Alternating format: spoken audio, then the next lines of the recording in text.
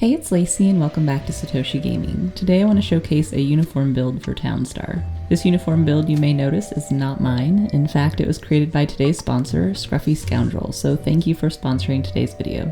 So Scruffy Scoundrel has walked me through this build, and I'm not going to pretend to understand all the details because I personally have not done a uniform build yet. Scruffy Scoundrel is also looking for any suggestions you may have to improve this build, so please leave them in the comments below for him.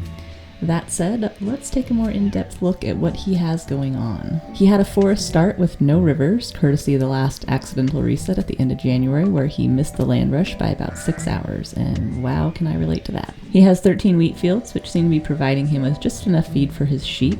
10 tree farms are at the ready for his sheep pens as well, which I believe he said his loggers prioritize. He only has 4 cotton fields, which what I understand is that cotton will take over your storage if you have too much, and I've ran into similar issues with oak wood when making wine, so I can totally understand that too. Looks like it's going pretty efficiently over there on the farm, and it's just a jam-packed party of tractors by the looks of it. Looks like it's going pretty efficiently over there. Everybody's staying busy and has plenty to do with the feed mills and troughs and the sheep running around getting what they need and people dropping off stuff going to and fro. So it's a pretty busy place in that area. Now, I really like what he has going on here with the water, and in case you didn't know, if you build ponds in a row like this and extend them to your town edge just like he did, your workers will walk over them as if there were solid ground, which is always a nice bonus, because otherwise if you'd only have the pond going so far out, then they have to walk around the whole thing.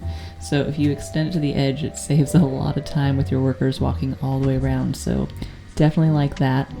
And with this build, he needed a lot of water to supply his tree farms as well as his sheep pens. They are thirsty little critters, so I like how he chose to surround the whole thing. Problem solved there with the wraparound water, and it doesn't interrupt his workers' path of least resistance, so it looks pretty good. His ATVs, who are also traveling across the waterway of ponds, have a short distance to go, moving from the pens directly across to his only storehouse in the whole town.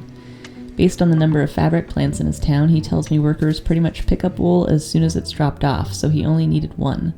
He also told me that his fabric workers having to travel across the water into the farm area and then back down to their shops is a little time consuming and a bit of a problem area for him in this build, and so maybe somebody has a good idea to solve that. He has all his housing for loggers, farm tractors, and ATVs mostly consolidated to the southwest corner, and some more ATVs on the east side, out of the way and off to the edge. His industrial area seems pretty well automated, no water facility, and his lumber mills don't need to go pick up energy either, which is always a huge plus. And I love that he tucked his worker houses off the main roads, freeing up valuable space since they don't have road requirements. A lot of people forget to do that. It looks like the majority of the central space is fabric plants, with the warehouses and lumber yards sprinkled throughout, making it easy for his workers to gather the things they need to produce their goods. How many fabric plants does your uniform build have? Do you have something similar going on to this? Leave me a comment below. So I know a lot of you might be asking, how many uniforms is he producing per hour? And unfortunately, I don't have that information from him, so it remains mysterious. But by the looks of his money, I'd say it's going pretty well.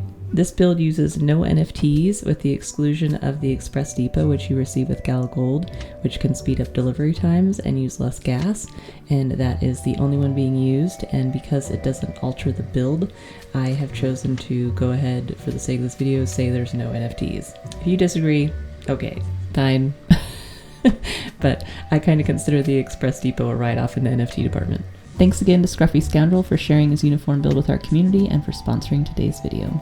If you'd like access to exclusive content and special perks, you can join my Patreon for as little as $1. I hope you enjoyed this video. If you did, please like, share, and subscribe. Also hit that bell to turn notifications on so you don't miss my latest videos. You can also find me on Twitter at Satoshi Gaming TV. Thanks for watching, and I hope to see you again next time. Bye.